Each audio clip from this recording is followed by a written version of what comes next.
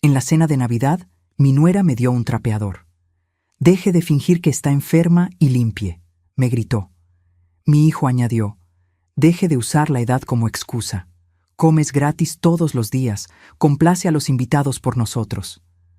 Esa noche guardé mi ropa en una maleta y desaparecí. Pero lo que hice al día siguiente los dejó pálidos del miedo. 68 años tengo. 68 años de vida, de trabajo, de dar todo por mi familia. Y esa Nochebuena, frente a 12 personas que reían y brindaban con ponche, mi nuera Vanessa me entregó un trapeador envuelto en papel navideño. Al principio pensé que era una broma de mal gusto, pero cuando arranqué el papel dorado y vi el palo de madera, el mechudo gris, el olor a químico barato, sentí cómo se me vaciaba el estómago. Las risas se apagaron. Alguien tosió incómodo. Vanessa me miraba con esos ojos brillantes, esperando mi reacción como quien espera que un animal haga un truco. «¿Qué es esto?», susurré. «Un regalo útil, Amalia», dijo ella, pronunciando mi nombre como si escupiera una semilla. «Porque ya es hora de que deje de fingir que está enferma y limpie esta casa como debe ser». El mundo se detuvo. Sentí todas las miradas clavadas en mí. La prima de Vanessa bajó la vista. El vecino de enfrente fingió revisar su celular. Mi hijo Rodrigo, mi único hijo, ese niño que cargué 9 meses y crié con mis propias manos, se quedó callado. «Rodrigo», logré decir, buscando sus ojos. Él se levantó de la mesa, alto, fuerte, con esa camisa nueva que yo misma había planchado esa mañana. Y cuando habló, su voz sonó fría, calculada, como si llevara semanas ensayando esas palabras. «Mamá, mi esposa tiene razón. Deje de usar la edad como excusa. Usted come gratis aquí todos los días. Lo mínimo que puede hacer es complacer a los invitados por nosotros. ¿O acaso cree que mantenerla no cuesta?». Cada palabra fue un puñal. No lloré, no grité. Algo dentro de mí se congeló, como cuando el agua se vuelve hielo y todo queda suspendido, duro, inmóvil. Tomé el trapeador con manos temblorosas, asentí con la cabeza y me levanté de la mesa. «Disculpen», murmuré. «Voy a mi cuarto». Nadie me detuvo. Caminé por ese pasillo que había recorrido 1000 veces en los últimos 3 años. Pasé frente a las fotos familiares donde yo todavía sonreía. Entré a ese cuarto pequeño al fondo de la casa, el que antes era la bodega, el único espacio que me habían permitido ocupar cuando enviudé y mi hijo me ofreció vivir con ellos. «Te necesitamos, mamá», había dicho Rodrigo con lágrimas en los ojos cuando murió su padre. «No puedes quedarte sola. Ven con nosotros. Somos familia». Familia. Cerré la puerta y miré alrededor. Una cama individual pegada a la pared, un buró con mi rosario y la foto de mi difunto esposo, Sebastián. Un closet diminuto donde mi ropa colgaba apretada. En las paredes, manchas de humedad que nadie había reparado porque ese cuarto no es prioridad. 3 años viviendo ahí, 3 años siendo invisible. Y esa noche, mientras afuera seguían brindando y riendo como si nada hubiera pasado, saqué mi maleta vieja del closet. Esa maleta de tela desgastada que usé en mi luna de miel hace 46 años, cuando Sebastián me llevó a Veracruz y bailamos en la playa hasta que salió el sol. Empecé a doblar mi ropa, despacio, con cuidado. Cada prenda era un recuerdo. El suéter que usé cuando nació Rodrigo, la blusa que me puse en su graduación, el rebozo que Sebastián me regaló en nuestro aniversario número 25. Las manos me temblaban, pero no de tristeza.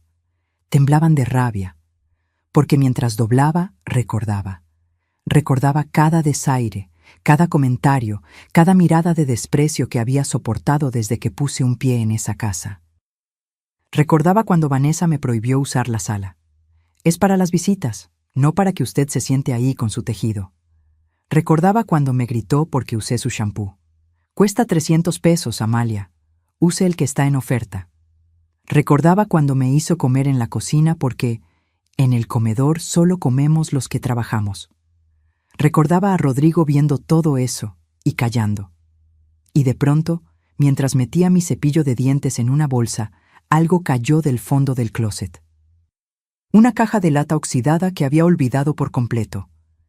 La caja donde guardaba documentos importantes. La abrí. Adentro estaban papeles amarillentos, fotografías viejas, recibos y un sobre manila con el sello de un notario. Lo abrí con dedos temblorosos. Escrituras. Escrituras de un terreno en la zona norte de la ciudad, el terreno que mis padres me dejaron cuando murieron hace 30 años. El terreno que quedó en trámites legales interminables porque mi hermano había peleado la herencia, y yo, cansada y enfocada en mi familia, simplemente lo olvidé. ¿Cuántos años había pasado ese terreno abandonado? No lo sabía. Pero mientras leía esos papeles, algo se encendió en mi pecho. Una chispa. Una pregunta. ¿Y si ese terreno todavía existía? ¿Y si valía algo? Guardé los documentos en mi bolso. Terminé de empacar. Eran las 2 de la madrugada cuando cerré la maleta y me senté en la cama por última vez. Afuera, todo estaba en silencio. Los invitados se habían ido. Rodrigo y Vanessa seguramente dormían en su cama king size, en su recámara con aire acondicionado, en su mundo donde yo no importaba. Me puse mi abrigo, tomé mi maleta, colgué mi bolso del hombro y salí. No dejé nota, no dije adiós, no hice ruido al cerrar la puerta. Simplemente desaparecí. Mientras caminaba por la calle vacía, jalando mi maleta por el pavimento frío, miré hacia atrás una sola vez. La casa estaba oscura. Las luces navideñas parpadeaban en la ventana como si todo estuviera perfecto. Pero yo sabía la verdad. Y en ese momento, bajo las estrellas de esa madrugada de Navidad, juré que nunca más volvería a ser invisible. Si esta historia te ha tocado el corazón, suscríbete al canal para seguir conociendo testimonios reales de vida, superación y dignidad, porque nadie merece ser tratado como menos. Y ahora, déjame contarte lo que pasó después de esa noche. ¿Qué descubrí al día siguiente que hizo temblar a mi hijo y mi nuera? Lo que encontré fue más que un simple terreno olvidado. Caminé 4 cuadras antes de que las piernas me fallaran. Me senté en la banquita de una parada de autobús, jalando aire como si hubiera corrido un maratón, la maleta a mis pies, el frío de diciembre mordiéndome los huesos, y por primera vez en 3 años sentí algo que había olvidado: libertad. Dolía. Dios, cómo dolía. Pero era mía. Saqué mi celular con manos temblorosas. 3 de la madrugada. ¿A quién podía llamar a esta hora? Mis amigas del antiguo barrio hacía años que no me buscaban. Rodrigo se había encargado de alejarme poco a poco. Mamá, esas señoras solo hablan puras chismes. Mamá, mejor quédate en casa, ya está oscuro. Vanessa había sido más directa. Si va a salir, avíseme. No quiero que ande de metiche diciéndole a la gente cómo vivimos aquí. Marqué el único número que sabía de memoria. Mi hermana menor, Socorro, contestó al 5.º timbrazo, con voz dormida y alarmada. ¿Bueno? ¿Quién habla? Soy yo, Coco. Silencio. Luego un grito ahogado. ¿Amalia? ¿Qué pasó? ¿Estás bien? ¿Te hicieron algo? Necesito... Se me quebró la voz. Necesito un lugar donde quedarme. ¿Dónde estás? En la calle Morelos, cerca de la casa de Rodrigo. No te muevas, voy por ti. Socorro llegó 20 minutos después en su viejo Chevy rojo, el mismo que su esposo Gerardo le regaló hace 15 años. Se bajó del coche como una tormenta, envuelta en una bata floreada y con el cabello revuelto. Me abrazó tan fuerte que casi no podía respirar. Te juro que voy a matar a ese hijo tuyo, susurró en mi oído. No respondí, porque en ese momento, si hubiera hablado, me habría derrumbado. El camino a su casa fue silencioso. Socorro vivía del otro lado de la ciudad, en una colonia más modesta pero llena de vida. Calles estrechas, casas pintadas de colores, perros ladrando en las azoteas. todo lo contrario al fraccionamiento privado donde vivía Rodrigo, con sus jardines perfectos y sus rejas eléctricas. Cuando llegamos, Gerardo ya tenía café caliente esperando. Me sentó en su mesa de cocina, me puso una cobija sobre los hombros y no hizo preguntas. Solo me apretó la mano. «Aquí estás segura, Amalia». Socorro se sentó frente a mí, con los ojos brillantes de furia contenida. «Cuéntame todo, y no te atrevas a defenderlo». Entonces hablé. Le conté los 3 años. No solo la humillación de esa noche, sino todo lo demás. Las migajas que me daban de comida mientras ellos pedían sushi de 2,000 pesos. Las veces que Vanessa revisaba mi closet para asegurarse de que no estuviera robando. El día que me enfermé, y Rodrigo me dijo, «Si va al doctor, págueselo usted. Nosotros no somos su seguro médico». Le conté cómo me levantaba a las 5 de la mañana para limpiar la casa antes de que ellos despertaran. Cómo cocinaba, lavaba, planchaba. Cómo una vez Vanessa tiró toda mi comida del refrigerador porque ocupa mucho espacio y huele feo.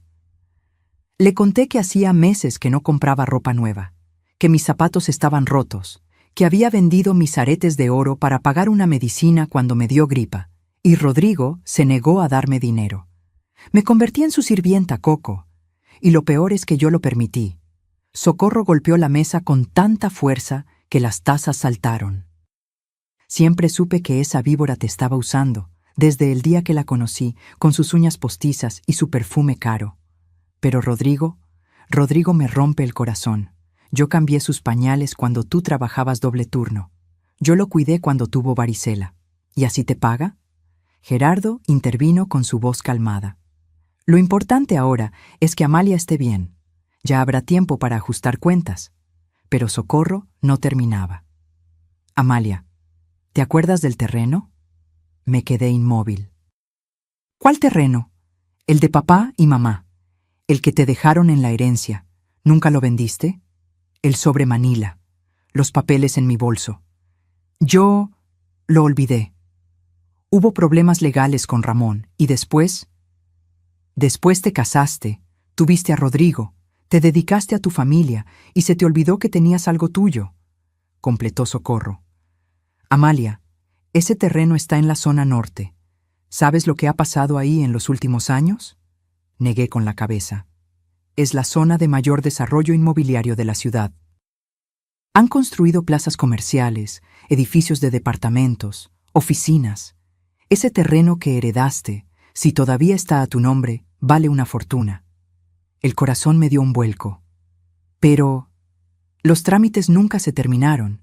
Ramón peleó por su parte. Ramón murió hace 5 años, Amalia. Y cuando murió, su parte volvió a repartirse entre los herederos vivos. Es decir, tú y yo. Pero como tú eras la heredera principal en el testamento original, si nadie reclamó nada, ese terreno es tuyo. Me temblaban las manos. Saqué los papeles del bolso y los extendí sobre la mesa. Socorro los leyó con atención, pasando los dedos sobre las letras borrosas. Hay que ir mañana con un abogado, con el licenciado Esteban, el que trabajó con tu esposo. ¿Don Esteban todavía trabaja? Tiene 80 años, pero sigue activo. Y te conoce. Confía en él. Esa noche dormí en el cuarto de huéspedes de Socorro. Una cama suave, una ventana con cortinas limpias, un buró con una veladora de la Virgen de Guadalupe, tan diferente a esa bodega oscura donde había pasado 1000 noches sintiéndome como una intrusa. Pero no pude dormir. Me quedé mirando el techo, recordando cómo Rodrigo había cambiado desde que se casó con Vanessa, cómo sus visitas se volvieron escasas después de la boda, cómo, cuando Sebastián murió y yo quedé sola en esa casa grande y vacía, Rodrigo apareció con la solución perfecta.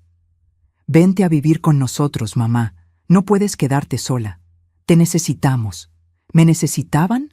¿O necesitaban a alguien que limpiara su casa gratis? Recordé algo más. Algo que en su momento no me pareció raro, pero que ahora cobraba sentido.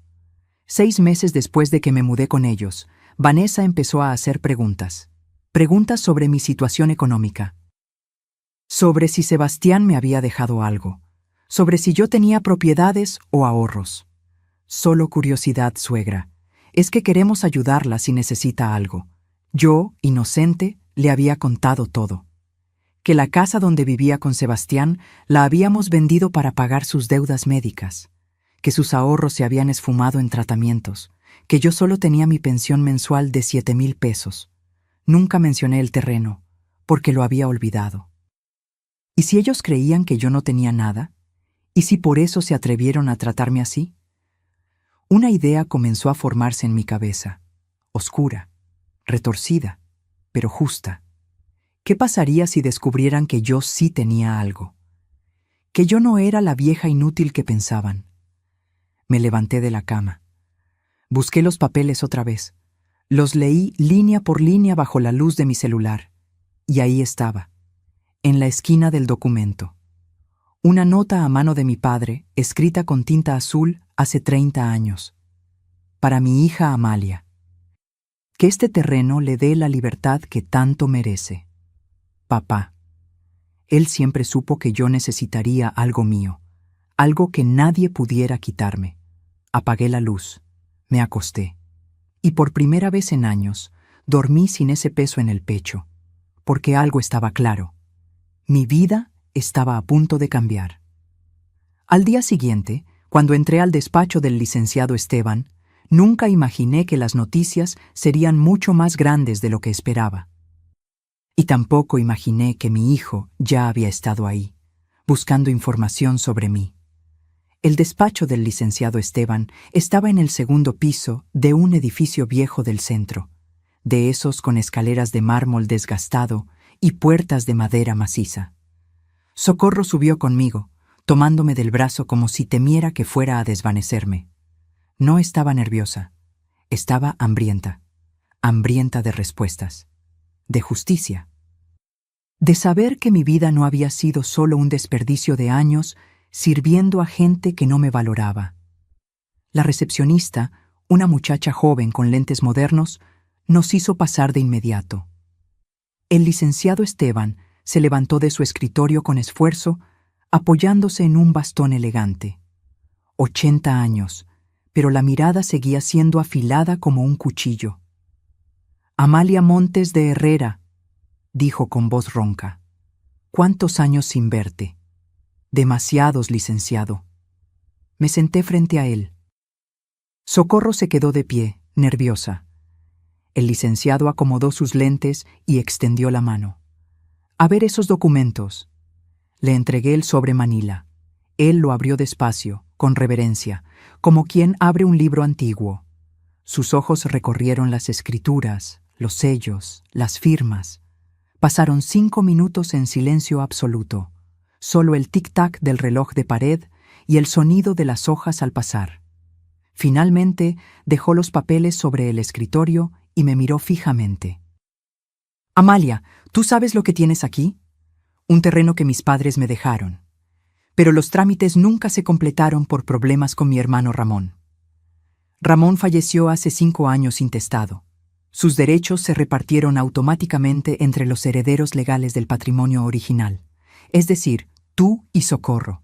Pero como tú eras la heredera principal designada por tus padres, y Socorro nunca reclamó su parte, porque yo no necesitaba nada, interrumpió mi hermana.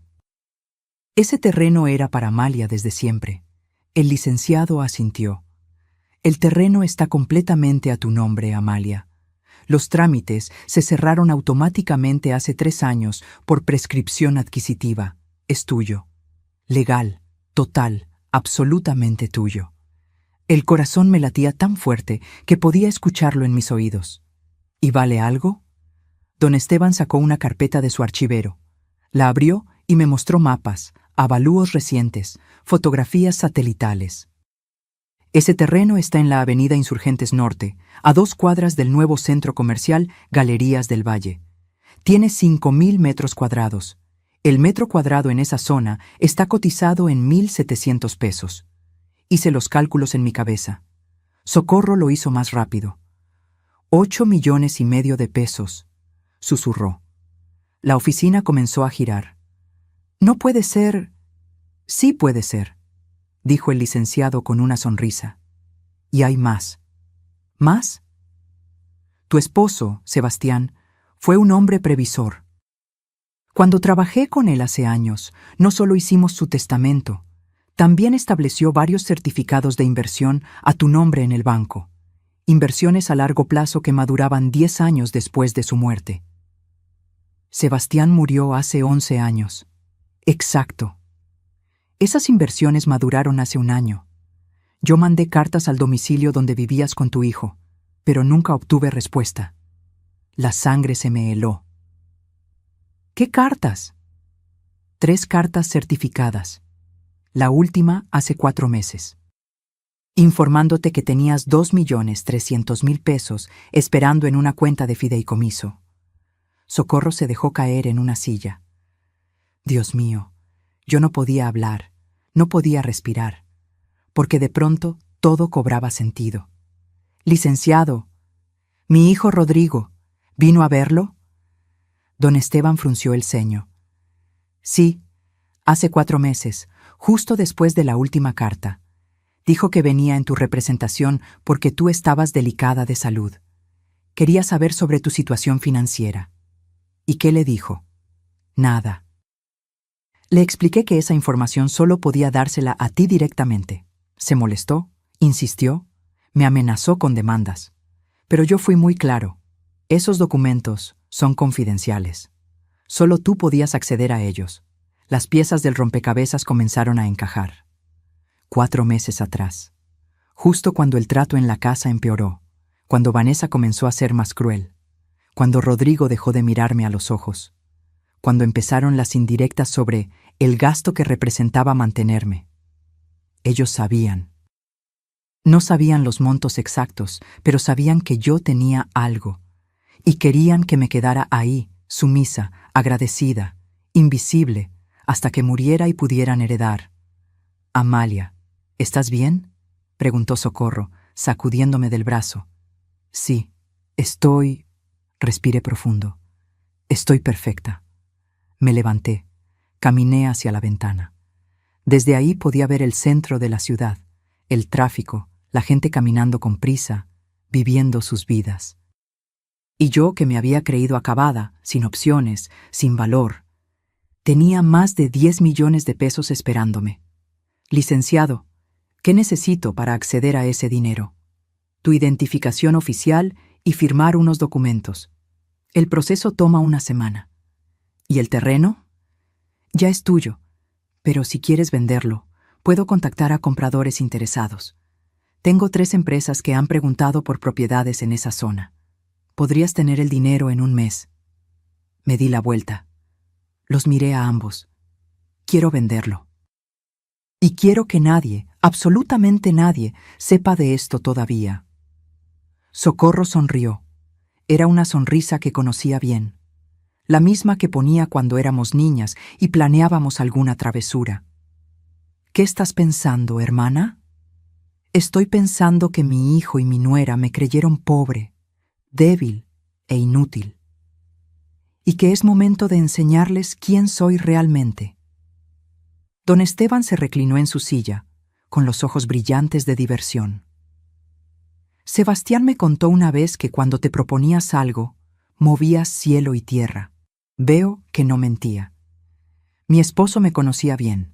Firmé papeles durante 2 horas, autorizaciones, poderes, documentos bancarios. Cuando terminamos, el licenciado me estrechó la mano. En una semana tendrás acceso completo a tu dinero, Amalia, y en un mes, si todo sale bien con la venta del terreno, serás una mujer muy solvente. Salimos del despacho cuando el sol ya estaba alto. Socorro me abrazó en plena calle, sin importarle que la gente nos mirara. No puedo creerlo. No puedo creer que ese desgraciado de Rodrigo te haya tratado así sabiendo que tú tenías dinero. No sabía cuánto. Por eso fue a preguntar. ¿Y ahora qué vas a hacer? Me quedé pensando. El aire frío de diciembre me rozaba la cara. A lo lejos, alguien vendía tamales gritando. Una pareja joven caminaba tomada de la mano. La vida seguía para todos, y también para mí. Primero, voy a descansar, a procesar todo esto. Luego, voy a enseñarles que la peor decisión que tomaron fue subestimar a una madre herida. Socorro me miró con preocupación. No hagas ninguna locura, Amalia. No voy a hacer nada ilegal, Coco. Solo voy a darles una lección que nunca olvidarán. Esa noche, de vuelta en casa de mi hermana, me senté en el cuarto de huéspedes con mi celular en la mano. Tenía 52 llamadas perdidas de Rodrigo, 38 mensajes de WhatsApp. Los leí todos. Los primeros eran de enojo. ¿Dónde está? Deje de hacer dramas y regrese a la casa. Esto es ridículo. Es Navidad y nos está haciendo quedar mal. Si no regresa, no vuelva a pedir ayuda nunca. Luego cambiaron a preocupación fingida. Mamá, estamos preocupados. ¿Está bien? No importa lo que pasó, es Navidad.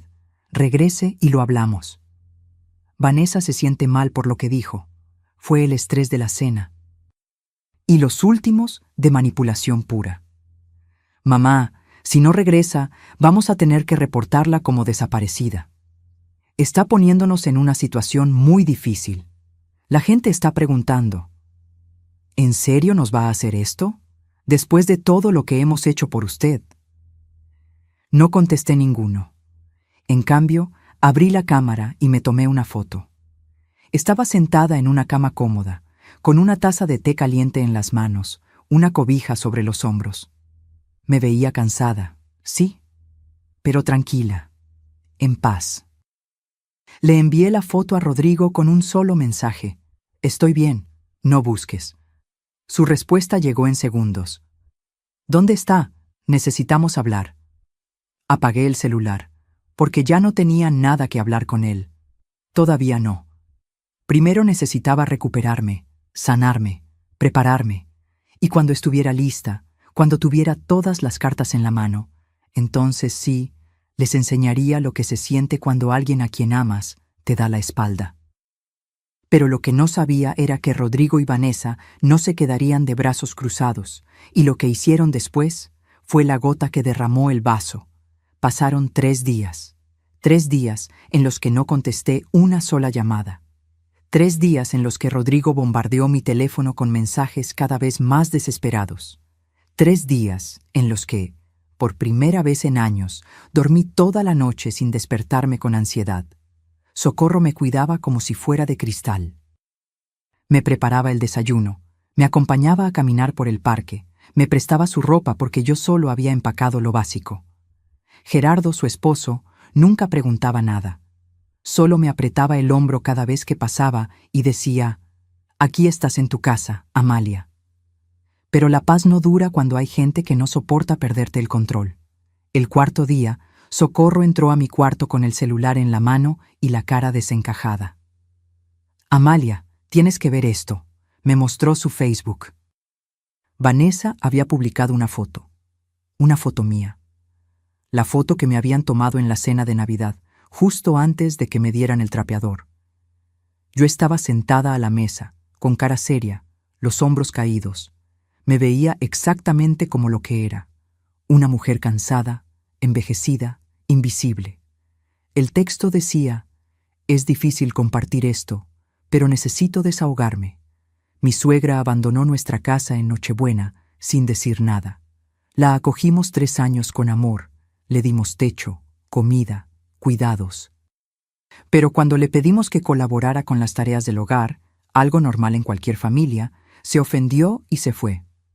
Ahora no sabemos dónde está. Si alguien la ve, por favor avísenos. Estamos muy preocupados. Familia tóxica, suegras problemáticas, Navidad». Tenía 143 comentarios. Leí algunos. La mayoría eran de apoyo a Vanessa. «Ay, amiga, qué horror. Las suegras siempre son un drama». Así son las señoras de esa generación. Creen que todo se les debe. Hiciste mucho aguantándola 3 años. Yo no hubiera podido. Pero había otros que me defendían. Momento, yo estuve en esa cena. ¿No cuentas que le diste un trapeador como regalo de Navidad delante de todos? ¿De verdad vamos a creer que una señora de casi 70 años se fue por capricho? Algo más pasó ahí. Conozco a esa familia. La señora trabajaba como burro en esa casa y nunca la trataron bien. Socorro estaba furiosa. Esa maldita está intentando hacerte quedar como la loca. Como si tú fueras el problema. No dije nada, solo seguí leyendo. Porque entre todos esos comentarios, había uno que me llamó la atención. Era de Luz Marina, mi vecina del antiguo barrio. La señora que me vendía flores cada domingo para llevarle a Sebastián al panteón. Vanessa, yo conozco a doña Amalia desde hace 30 años. Es una de las mujeres más nobles que he conocido. Si se fue de tu casa, fue porque tenía razones de peso. Y lo del trapeador fue una grosería que todos vimos. No intentes hacerte la víctima ahora. Sentí algo cálido en el pecho. Todavía había gente que me recordaba, que sabía quién era yo realmente. ¿Vas a responder?, preguntó Socorro. No. ¿Cómo que no? Está arrastrando tu nombre por el suelo. Que hable, que diga lo que quiera. Cuando llegue el momento, todos sabrán la verdad. Pero Socorro tenía razón en algo. Vanessa no iba a parar, y Rodrigo tampoco. Esa misma tarde, mi hijo apareció en la casa de Socorro. Gerardo abrió la puerta. Yo estaba en el cuarto, pero podía escuchar todo. Las paredes en esa casa eran delgadas. Necesito ver a mi mamá, dijo Rodrigo. Su voz sonaba tensa, controlada. No está disponible, respondió Gerardo con firmeza. Es mi madre. Tengo derecho a verla. Ella decidirá cuándo quiere verte. Respeta eso. Usted no entiende. Mi esposa está muy afectada. La gente está hablando. Necesitamos resolver esto. Lo que necesitan es reflexionar sobre cómo la trataron. Hubo un silencio largo. Luego, la voz de Rodrigo cambió. Se volvió más baja, más peligrosa. Dígale que si no regresa, vamos a tener que tomar medidas legales. Socorro apareció en ese momento. La escuché desde el cuarto. ¿Medidas legales? ¿Qué medidas legales, Rodrigo? Tu mamá no te debe nada, no robó nada, no hizo nada malo. Se fue porque tú y esa mujer la trataron como basura. Usted no sabe lo que pasó en mi casa. Sé que le diste un trapeador en Navidad. Sé que la humillaste delante de todos. Sé que la trataste como sirvienta. ¿Quieres que siga? Mi esposa estaba estresada. Fue un malentendido. Un malentendido que duró 3 años. Rodrigo perdió la compostura. Mi madre se está portando como una niña caprichosa, todo por un maldito regalo. Es ridículo. Lo ridículo es que no entiendas por qué se fue. La voz de Socorro era hielo. Y ahora lárgate de mi casa antes de que llame a la policía. Esto no va a quedar así. Tienes razón. No va a quedar así. Escuché la puerta cerrarse con fuerza. Los pasos de Rodrigo bajando las escaleras. El motor de su camioneta arrancando. Socorro entró a mi cuarto. Tenía los ojos rojos, pero no de tristeza. De rabia. Ese muchacho está perdido, Amalia. Completamente perdido. Me levanté de la cama. Caminé hacia la ventana. Desde ahí podía ver la camioneta de Rodrigo alejándose. Una Ram negra del año, con rines cromados. La había comprado hace 6 meses. 30,000 pesos de enganche, me había dicho. Pero valió la pena, mamá. Es importante dar buena imagen. Buena imagen. Mientras yo usaba zapatos rotos y comía sobras. Coco, ¿puedes prestarme tu computadora? ¿Para qué? Necesito buscar algo. Media hora después, estaba leyendo el perfil completo de Vanessa en redes sociales. No solo Facebook, Instagram, TikTok, Twitter. Esta mujer documentaba su vida entera en Internet. Y lo que encontré me dejó helada. Fotos de restaurantes caros. Date night con mi amor. Fotos en el gimnasio de lujo. Cuidándome para él, fotos de ropa de marca. Me consiento porque me lo merezco. Fotos en spas, en salones de belleza, en viajes a la playa. Todo mientras me decían que no había dinero para comprarme un par de zapatos nuevos. Pero había algo más, algo que me llamó la atención. En sus historias destacadas de Instagram había una sección llamada Nuestra casa. Entré, y ahí estaban, fotos del interior de la casa de Rodrigo, la sala que yo no podía usar, el comedor donde yo no podía sentarme, la cocina con electrodomésticos de acero inoxidable, y una foto en particular me partió el alma. Era mi cuarto, la bodega donde yo dormía. Pero en la descripción decía, Proyecto futuro, convertir este espacio en walk-in closet. Ya casi se desocupa. Ya casi se desocupa. Me estaban esperando a que muriera, o esperando sacarme. Socorro leyó sobre mi hombro y ahogó un grito. Esa maldita estaba planeando botarte. Cerré la laptop. Me quedé mirando la pared, y entonces algo dentro de mí cambió. Ya no sentía tristeza, ya no sentía dolor, sentía furia, furia fría, calculada, letal. Coco, mañana voy a hacer algo. ¿Qué cosa? Voy a alquilar un departamento. ¿Para qué? Aquí estás bien. Porque necesito mi propio espacio, y porque necesito que Rodrigo y Vanessa crean que sí estoy acabada, que sí me fui porque no tengo a dónde ir, que estoy vulnerable. Socorro me miró con los ojos entrecerrados. ¿Qué estás planeando? Justicia, hermana, simplemente justicia. Esa noche, antes de dormir, abrí mi celular. Tenía un nuevo mensaje de Rodrigo. Ya no era amenazante ni fingidamente preocupado. Era directo. Mamá, sé que está con la tía Socorro. Solo quiero que sepa algo. La casa donde vivimos tiene una hipoteca de 3.200.000 pesos. Si no la pagamos en 3 meses, la perdemos. Vanessa y yo hemos hecho todo lo posible, pero ya no podemos más. Pensé que usted podría ayudarnos. Sé que papá le dejó algo. Solo necesitamos un préstamo. Se lo pagaríamos en cuanto salgamos adelante. Por favor, mamá, somos familia.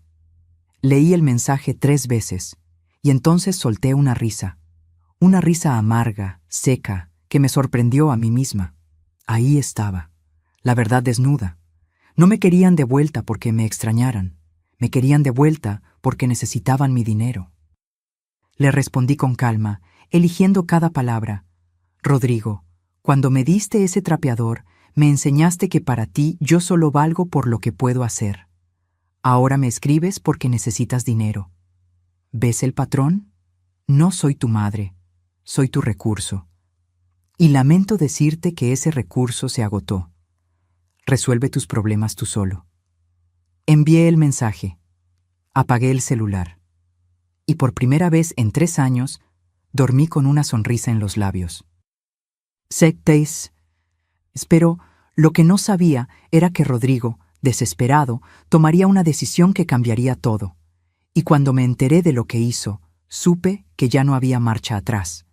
El departamento que alquilé estaba en una colonia tranquila, lejos del fraccionamiento de Rodrigo. Era pequeño, una recámara, una salita con cocina integrada, un baño completo. Nada lujoso, pero era mío. Las paredes eran blancas, las ventanas daban a un parque donde los niños jugaban por las tardes, y por primera vez en años podía respirar sin sentir que alguien me vigilaba. Me mudé con lo poco que tenía. Socorro me ayudó a comprar algunas cosas básicas: platos, sábanas, una cafetera. Insistió en regalarme una virgen de cerámica para la entrada. Para que te proteja, dijo abrazándome. No le conté sobre el dinero. Todavía no. Quería mantener todo en secreto hasta el momento indicado. Una semana después de mudarme, el licenciado Esteban me llamó. Amalia, ven al despacho. Hay algo que necesitas saber. Su voz sonaba grave, preocupada. Llegué esa misma tarde. Don Esteban me esperaba con una carpeta azul sobre el escritorio. Se veía más viejo que la última vez, como si algo le pesara en los hombros. Siéntate, por favor. Me senté. El corazón ya me latía rápido. ¿Qué pasa, licenciado? Él abrió la carpeta y sacó unos papeles. Eran copias de solicitudes, formularios oficiales con sellos. Rodrigo vino de nuevo hace 2 días. Esta vez trajo a un abogado. Intentaron presentar un recurso de interdicción contra ti. La palabra me golpeó como un puño. ¿Interdicción? Querían declararte incapaz mentalmente para tomar decisiones financieras. Argumentaron que tienes deterioro cognitivo severo y que abandonaste tu hogar sin razón aparente. El objetivo era que Rodrigo quedara como tu tutor legal y pudiera administrar tus bienes. El mundo se detuvo. Pero yo estoy perfectamente bien. Lo sé. Por eso rechacé la solicitud de inmediato y les advertí que si intentaban algo así de nuevo, los reportaría por intento de fraude. Pero Amalia, esto es grave. Tu hijo está desesperado. Y una persona desesperada es capaz de cualquier cosa. Me temblaban las manos. Las escondí bajo la mesa. ¿Por qué está tan desesperado? Don Esteban sacó más papeles. Estados de cuenta. Documentos del registro público. Investigué un poco, con tu autorización implícita como mi clienta. La casa donde vive Rodrigo tiene una hipoteca de 3.200.000 pesos con el banco. Están atrasados 4 meses en los pagos. El banco ya inició el proceso de ejecución hipotecaria. En 2 meses, si no pagan, pierden la casa. Él me lo dijo. Me pidió dinero. Hay más. Vanessa tiene deudas de tarjetas de crédito por 700.000 pesos. Están registrados en el buró de crédito como alto riesgo y hace 3 meses solicitaron un préstamo personal que fue rechazado. Cada palabra era una pieza más del rompecabezas. Entonces, ¿cuándo empeoró el trato hacia mí? Según mis registros, yo mandé la primera carta sobre tus inversiones hace 8 meses. Rodrigo vino a preguntar hace 4. ¿El maltrato aumentó en ese periodo? Cerré los ojos. Recordé. Las humillaciones más fuertes habían empezado hace 6 meses. Los comentarios sobre ser una carga, las restricciones de comida, el trapeador de Navidad. Sí, todo empeoró en esos meses. Porque sabían que tenías dinero, pero no podían acceder a él. Intentaron mantenerte sumisa, dependiente, agradecida. Y cuando no funcionó, cuando te fuiste, entraron en pánico. Don Esteban se quitó los lentes y me miró directo a los ojos. Amalia, necesitas protegerte. Legalmente. Ahora. ¿Cómo? Primero, vamos a hacer un testamento nuevo. Uno donde dejes muy claro que estás en pleno uso de tus facultades y que tomas tus decisiones libremente. Segundo, vamos a nombrar testigos que certifiquen tu estado mental. Y tercero, vamos a proceder con la venta del terreno lo más rápido posible, antes de que Rodrigo intente bloquearlo. ¿Puede hacer eso? Puede intentarlo. Puede poner demandas infundadas que retrasen el proceso. Por eso debemos actuar rápido. Pasamos 3 horas en ese despacho. Firmé documentos, di testimonios grabados. Don Esteban trajo 2 testigos independientes, un médico y una trabajadora social, que me hicieron evaluaciones para certificar que yo estaba mentalmente competente. Cuando terminamos, estaba exhausta, pero también aliviada. El terreno se vendió, dijo don Esteban mientras guardaba los papeles. La empresa constructora aceptó la oferta, 8,5 millones de pesos. El dinero estará en tu cuenta en una semana. ¿Y las inversiones de Sebastián? Ya están disponibles. Solo necesitas ir al banco a firmar. 2,3 millones pesos. 10,8 millones pesos. Era más dinero del que había visto en toda mi vida. Licenciado, ¿sabe lo que voy a hacer con esto? Él sonrió con cansancio. No. ¿Qué vas a hacer? Voy a vivir con dignidad. Y voy a enseñarles a mi hijo y a esa mujer que el amor de una madre no se compra, no se mendiga y no se pisotea. Tu esposo estaría orgulloso. Salí del despacho cuando ya oscurecía. El centro estaba lleno de gente saliendo de trabajar, vendedores ambulantes gritando, el olor a fritangas y escape de camiones. Pero yo caminaba como flotando, porque por primera vez en años mi futuro dependía solo de mí. Llegué a mi departamento y me preparé un té. Me senté en el pequeño sillón que Socorro me había regalado y abrí mi celular. Tenía mensajes nuevos de Rodrigo. Ya no eran súplicas. Eran amenazas apenas disimuladas. Mamá, sé que el licenciado Esteban te está metiendo ideas en la cabeza. Él solo quiere tu dinero. No confíes en extraños, confía en tu familia. Vanessa está muy afectada por todo esto. Tuvo que ir al psicólogo. Si algo le pasa, será tu culpa. La gente del barrio está preguntando por ti. Están diciendo cosas horribles. ¿Eso es lo que quieres? ¿Destruir el nombre de esta familia? Bloqueé su número. Pero no bloqueé a Luz Marina, mi antigua vecina. Ella me había escrito también. Doña Amalia, no sé si verá este mensaje, pero quiero que sepa algo. Su hijo estuvo preguntando en el barrio si alguien sabía dónde estaba usted. Parecía muy nervioso. También preguntó si usted tenía amigos o conocidos que pudieran estar ayudándola económicamente. Le dije que no sabía nada, pero me dio mala espina. Cuídese, por favor. Le respondí. Gracias, Luz Marina, estoy bien. Y no te preocupes, sé cuidarme sola. Esa noche no pude dormir. No por ansiedad, sino por rabia. Mi hijo, el niño que había cargado en brazos, que había cuidado cuando tuvo neumonía a los 5 años, que había alimentado con el dinero que ganaba limpiando casas ajenas cuando Sebastián apenas empezaba a trabajar. Ese hijo estaba intentando declararme loca para robarme. No era tristeza lo que sentía, era decepción, profunda, dolorosa, irreparable. Pero también era claridad, porque ahora sabía que no había vuelta atrás. No había reconciliación posible. No había familia que salvar, solo había una madre que necesitaba defenderse y una lección que debía enseñarse. Me levanté de la cama, fui a la cocina, saqué una libreta y una pluma y empecé a escribir. No era un plan de venganza, era un plan de justicia. Punto 1. Asegurar todo el dinero en cuentas que Rodrigo no pudiera tocar. Punto 2. Rehacer mi vida con dignidad lejos de gente tóxica. Punto 3. Cuando llegara el momento indicado, cuando Rodrigo y Vanessa estuvieran al borde del precipicio, entonces sí, mostrarles quién era yo realmente. No para lastimarlos, para que aprendieran. Cerré la libreta, apagué la luz y me dormí con la certeza de que el juego apenas comenzaba. Pero mientras yo planeaba en silencio, Rodrigo y Vanessa dieron un paso que cruzó todos los límites. Y cuando me enteré de lo que le dijeron a la gente, supe que había llegado el momento de actuar. El dinero llegó a mi cuenta un martes por la mañana. Estaba tomando café en mi pequeña cocina cuando el celular vibró con la notificación del banco. Transferencia recibida. 10,800,000 pesos. Me quedé mirando la pantalla durante 5 minutos completos. Los números parecían irreales, como si fueran a desaparecer si parpadeaba. Pero no desaparecieron. Llamé a don Esteban de inmediato. Licenciado, el dinero ya está.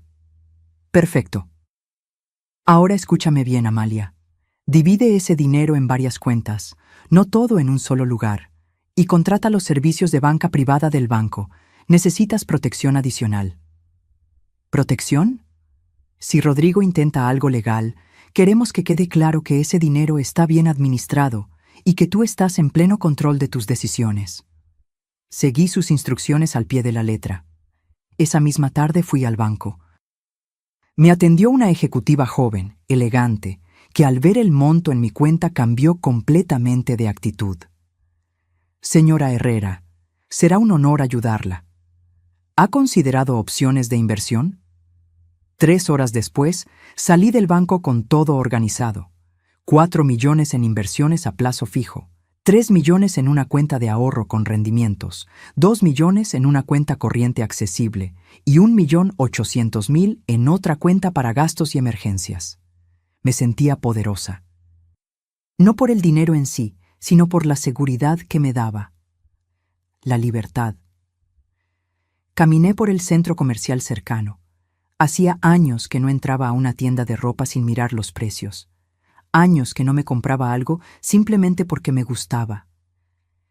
Entré a una boutique.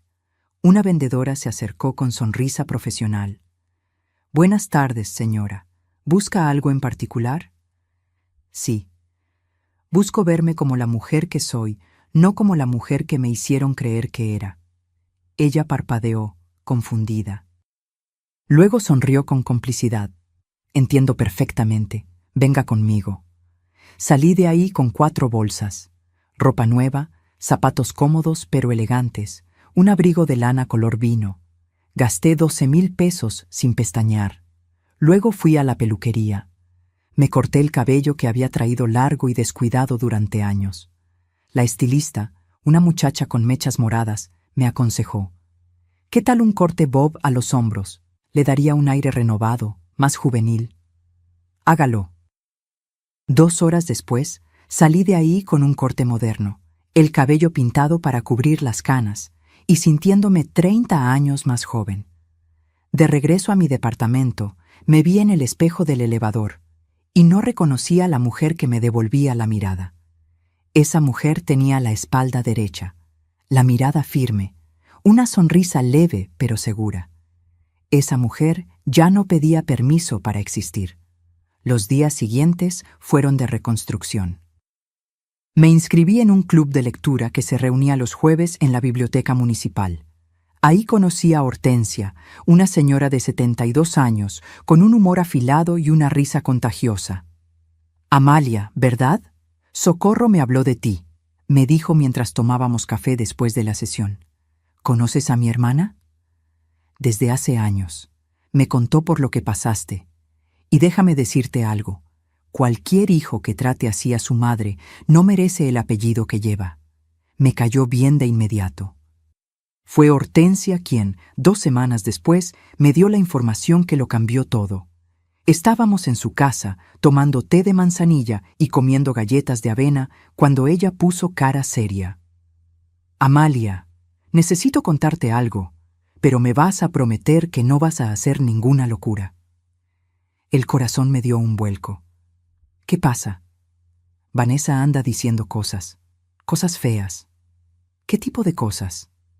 Hortensia sacó su celular y me mostró un grupo de WhatsApp. Se llamaba Vecinas del Fraccionamiento Valle Dorado.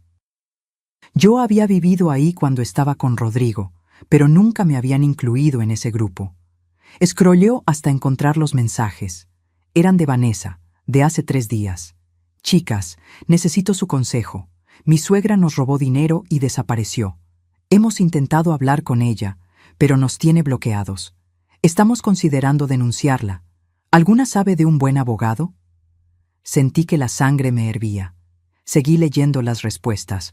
Ay no, amiga, ¿cuánto les robó? ¡Qué horror! Las suegras siempre son problemáticas. Yo conozco un abogado especialista en fraude familiar. Te paso su contacto. Pero también había otros mensajes. Mensajes que me sorprendieron. Vanessa, yo vi cómo tratabas a tu suegra.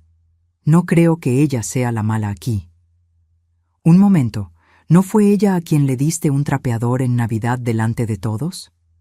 Mi esposo estaba en esa cena y me contó. Si tu suegra se fue, fue por algo. Y sinceramente, no me sorprende. Vanessa había respondido con furia. Ustedes no saben nada de lo que pasó en mi casa. Doña Amalia siempre fue manipuladora. Fingía estar enferma para no trabajar. Nos sacó hasta el último peso. Hortensia me quitó el celular de las manos. Ya es suficiente. No necesitas leer más. Está diciendo que le robé. Y la mitad del grupo no le cree. Pero Amalia, esto es serio. Si presenta una denuncia falsa, que la presente. Hortensia me miró sorprendida. ¿Qué? Que presente la denuncia. Que diga lo que quiera. Porque cuando llegue el momento, voy a demostrarle a todos quién es la mentirosa. ¿Tienes pruebas? Sonreí. Una sonrisa fría que me sorprendió a mí misma. Tengo algo mejor. Tengo la verdad. Y tengo recursos para defenderla. Esa noche, de regreso en mi departamento, saqué la libreta donde había escrito mi plan. Le añadí un punto nuevo. Punto 4. Dejar que se hundan solos. No intervenir. Solo observar. Porque me había dado cuenta de algo. Rodrigo y Vanessa estaban tan desesperados que estaban cometiendo errores públicos, errores que los hacían verse exactamente como lo que eran, manipuladores en bancarrota. Al día siguiente, Socorro me llamó histérica. «Amalia, Rodrigo fue a mi casa y me amenazó». «¿Qué te dijo?» «Que si no le decía dónde estabas, iba a demandarme por encubrimiento». Le dije que se fuera al diablo. Gerardo casi lo saca a golpes. Está desesperado. ¿Y tú estás bien? Estoy perfecta, Coco. Mejor que nunca. Amalia, ese tono de voz me asusta. No te asuste, solo confía en mí. Colgué y me quedé mirando por la ventana. Afuera, los niños jugaban en el parque. Una pareja de ancianos caminaba tomada de la mano. La vida seguía su curso, ajena a los dramas personales. Mi celular vibró. Era un mensaje de un número desconocido. «Señora Amalia, soy el licenciado Torres, abogado de su hijo, Rodrigo Herrera. Me gustaría conversar con usted sobre una posible reconciliación familiar y discutir algunos asuntos patrimoniales pendientes. ¿Podríamos reunirnos?» Así que habían contratado un abogado. Le reenvié el mensaje a don Esteban. Su respuesta llegó en minutos. «No contestes. Cualquier comunicación será a través de mí. Ya me encargo». Esa noche dormí tranquila, porque sabía que Rodrigo estaba haciendo exactamente lo que yo esperaba, moverse con pánico, sin estrategia, dejando un rastro de evidencia de su desesperación. Y mientras él se hundía, yo me elevaba.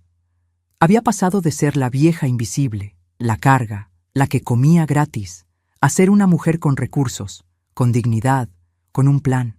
Y lo mejor de todo, ellos no tenían idea de lo que se les venía encima. Pero entonces, algo que no esperaba sucedió. Rodrigo tomó una decisión tan baja, tan rastrera, que supe que ya no había redención posible. Y fue en ese momento cuando decidí que había llegado la hora de enseñarles la lección que nunca olvidarían. El mensaje llegó un viernes por la tarde. No era de Rodrigo. Era de un número que reconocí de inmediato, aunque hacía años que no lo veía. Mi prima Leonor, la hermana de mi difunto esposo Sebastián. «Amalia, necesito hablar contigo. Es urgente. Por favor, llámame». Leonor vivía en Querétaro. No nos habíamos visto desde el funeral de Sebastián. Éramos cercanas antes, pero la distancia y la vida nos habían alejado.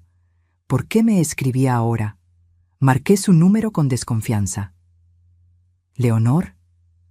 «Amalia, gracias a Dios que contestas». Su voz sonaba angustiada. «Necesito contarte algo. Rodrigo me llamó ayer. Se me heló la sangre». «¿Qué te dijo?» «Me dijo que estás muy enferma, que tienes demencia avanzada y que te escapaste de casa. Que están desesperados buscándote porque necesitas medicamentos y cuidados especiales. Me pidió que si sabía algo de ti, se lo dijera de inmediato». Cerré los ojos, respiré profundo. «Leonor, ¿tú le creíste?» Hubo una pausa larga.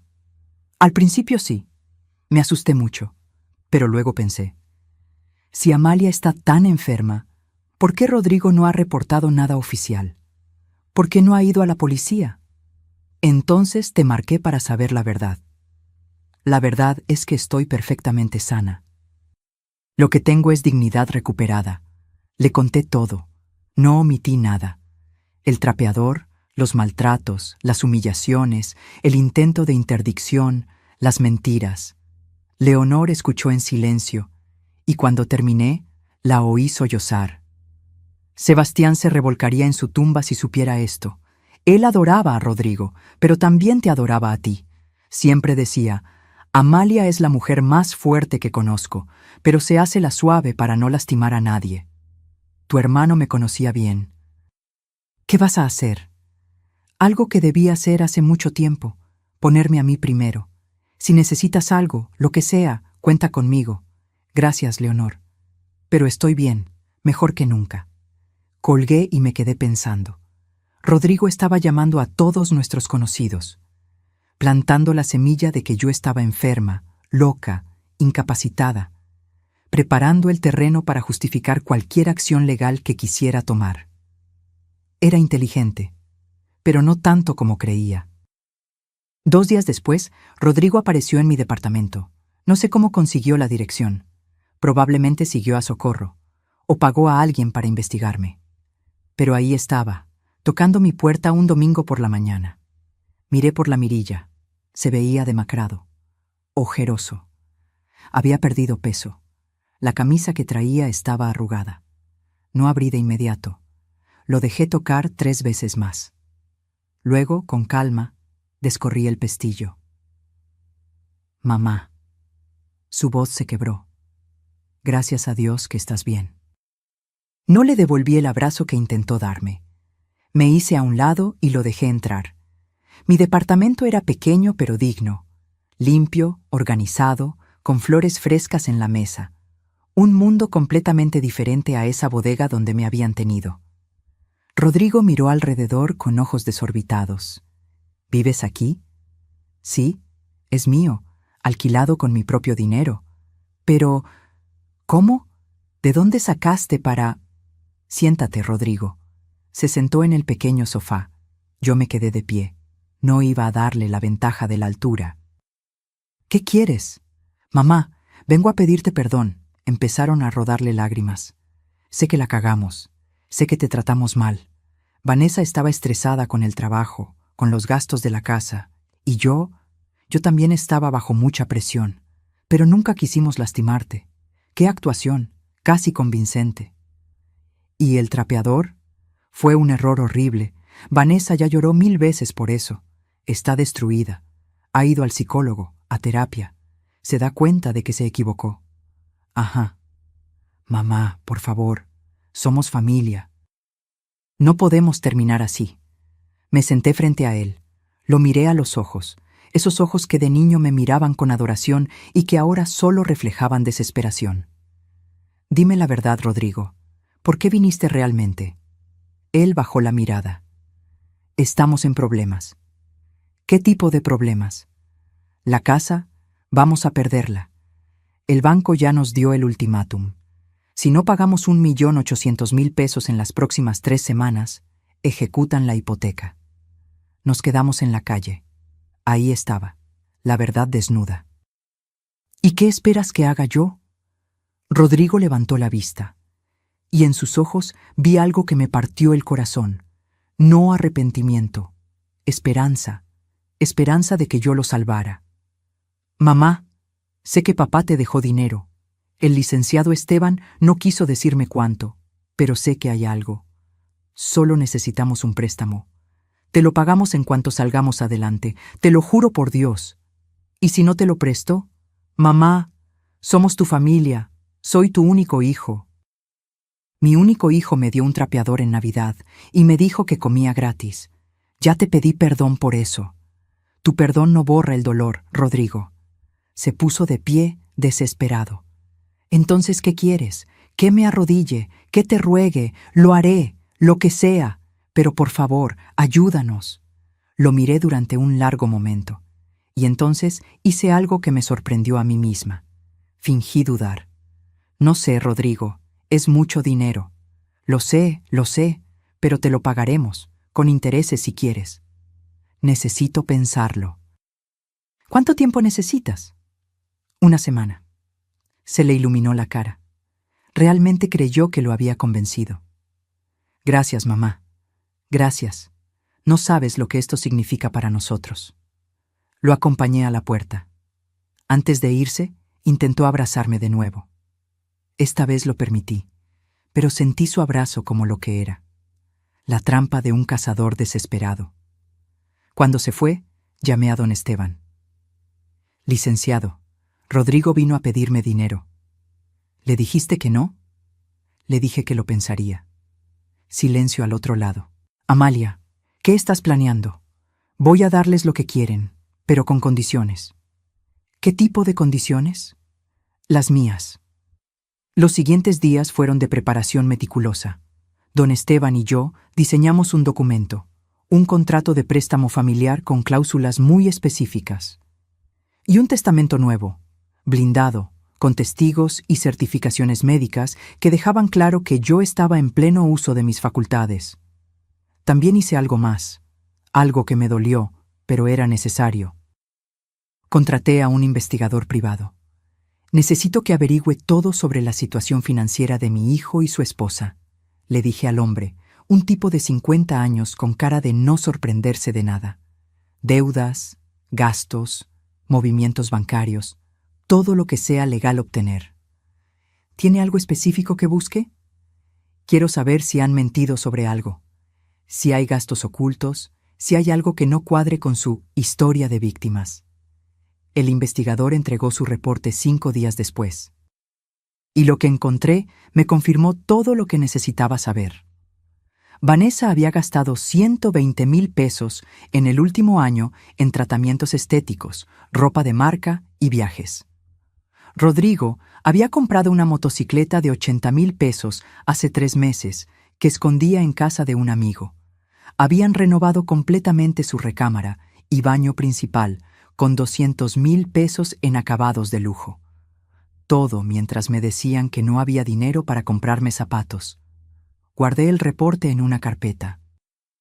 Y esperé. El sábado, Rodrigo volvió. Esta vez con Vanessa. Ella traía un vestido sencillo, sin maquillaje, el cabello recogido, tratando de verse humilde, arrepentida.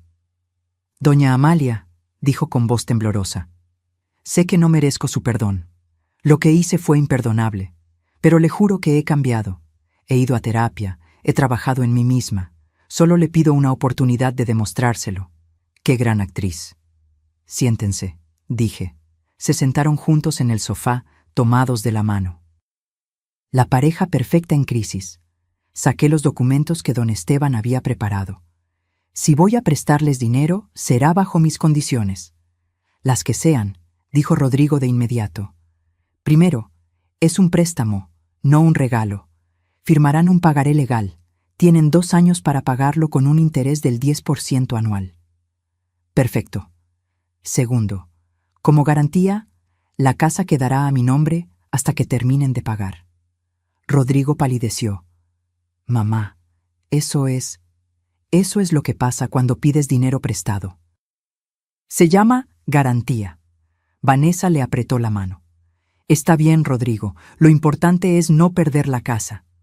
Tercero, continué, si incumplen un solo pago, yo tomo posesión de la propiedad de inmediato, sin apelaciones. Mamá, eso es muy duro. La vida es dura, hijo. ¿Aceptan o no? Se miraron entre ellos. Vanessa asintió primero. Rodrigo, con la mandíbula tensa, también asintió. Aceptamos. Entonces firmen. Firmaron. Cada hoja, cada cláusula. Don Esteban había venido como testigo, junto con Socorro y Gerardo. Cuando terminaron, Rodrigo me miró con ojos húmedos. Gracias, mamá. No sabes cuánto significa esto. Oh, créeme, dije con una sonrisa que no les gustó. Sé exactamente lo que significa. Les transferí el 1,800,000 pesos esa misma tarde. Salieron de mi departamento aliviados, pensando que habían ganado, pero no sabían que yo acababa de tender la trampa perfecta. Porque en ese contrato había una cláusula que no habían leído con cuidado. Una cláusula que decía, en caso de comprobarse que el deudor mintió sobre su situación financiera o realizó gastos suntuarios durante el periodo de endeudamiento, el préstamo se vuelve exigible de inmediato. Y yo tenía un reporte de investigación que demostraba exactamente eso. Socorro me miró cuando todos se fueron. Hermana, ¿qué hiciste? Les di suficiente cuerda para que se colgaran solos. ¿Y ahora? Ahora espero. Y cuando llegue el momento, corto la cuerda. Lo que no sabían Rodrigo y Vanessa era que mi venganza no sería gritada. Sería servida fría, legal y devastadoramente efectiva. Y cuando llegara el momento de cobrar, nadie iba a salvarlos. Pasaron 6 semanas. 6 semanas en las que Rodrigo y Vanessa pagaron la hipoteca atrasada y respiraron aliviados, creyendo que habían salvado su mundo perfecto. 6 semanas en las que yo me dediqué a reconstruirme por completo. Me inscribí en clases de yoga. Comencé a caminar todas las mañanas por el parque. Retomé mi pasión por la pintura, algo que había abandonado cuando me casé. Compré lienzos, pinceles, óleos. Mi departamento pequeño se llenó de color. Hortensia se volvió mi confidente. Tomábamos café cada jueves después del club de lectura y ella me escuchaba sin juzgar. «Te ves distinta, Amalia», me dijo un día. «Como si te hubieras quitado un peso de encima». Me quité varios pesos, 10 millones para ser exacta. Ella soltó una carcajada que hizo que toda la cafetería volteara. Pero no todo era paz. Rodrigo me llamaba cada semana, siempre con el mismo tono falso de hijo arrepentido. «Mamá, ¿cómo estás? Te extraño mucho». «Estoy bien, Rodrigo. ¿Cuándo vienes a visitarnos? La casa se siente vacía sin ti». Mentiras, todas mentiras, porque el investigador privado seguía mandándome reportes. Y en esos reportes yo veía la verdad. Vanessa había publicado en Instagram una foto de su nuevo walk-in closet. Mi antigua habitación, la bodega donde dormí 3 años, ahora era un vestidor lleno de zapatos y bolsas de marca. La foto tenía un pie que decía: «Por fin terminamos la remodelación. A veces los cambios son necesarios. Los comentarios eran predecibles. Quedó hermoso, amiga. Te lo mereces». ¿Y tu suegra? Vanessa había respondido ese último: «Ella está mejor donde está». Todos ganamos. Guardé capturas de pantalla de todo. Era mediados de febrero cuando decidí que había llegado el momento de la primera revelación. Llamé a Rodrigo. «Hijo, quiero invitarte a cenar, a ti y a Vanessa». Silencio sorprendido al otro lado. «¿En serio, mamá? ¿En serio? Para hablar del futuro. Creo que es hora de que arreglemos las cosas como familia». «Me encantaría. ¿Cuándo?» «Este sábado, en el restaurante Casa Bella, el del centro, a las 8 de la noche. Ahí estaremos». «Gracias, mamá. Esto significa mucho». Colgué y marqué a don Esteban. «Licenciado, necesito que esté en el restaurante Casa Bella este sábado a las 8. Discreto, en una mesa aparte, como testigo. ¿Va a pasar algo? Va a pasar la verdad. El sábado llegué al restaurante media hora antes. Casa Bella era un lugar elegante pero no ostentoso. Manteles blancos, velas en las mesas, música de piano en vivo. Había reservado una mesa en el rincón, con privacidad pero visible. Don Esteban ya estaba ahí, en una mesa del otro lado del salón, leyendo un periódico. Me saludó con un gesto discreto. Rodrigo y Vanessa llegaron puntuales. Ella traía un vestido negro sencillo, maquillaje suave. Él, un saco sport azul marino, tratando de verse respetables. «Mamá», Rodrigo me besó la mejilla. «Te ves muy bien». «Gracias, siéntense». Ordenamos la cena. Yo pedí salmón, ellos, cortes de carne caros, por supuesto. Durante la entrada, hablamos de trivialidades, el clima, las noticias. Vanessa me preguntó por mi departamento con falso interés. «¿Es cómodo donde vive, doña Amalia?» «Muy cómodo. Es pequeño, pero es mío.